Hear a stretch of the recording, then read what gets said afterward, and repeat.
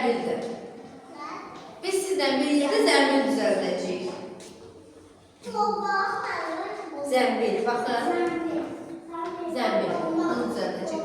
Mən plastiki sizə gildən zəmbil düzəltməyi göstərəcəm. Əvvəlcə əlimizin içində yuvarlayaq, yumru hala gətirək. Baxın. Daha sonra bunun içini yastıladıq, forma verək. Baxın, içinə forma verək. Baxın, əvvəlcə yumruluruq, dairə edirik, kürə formasında. Sonra əlimizi belə içindən basırıq, görsünüz.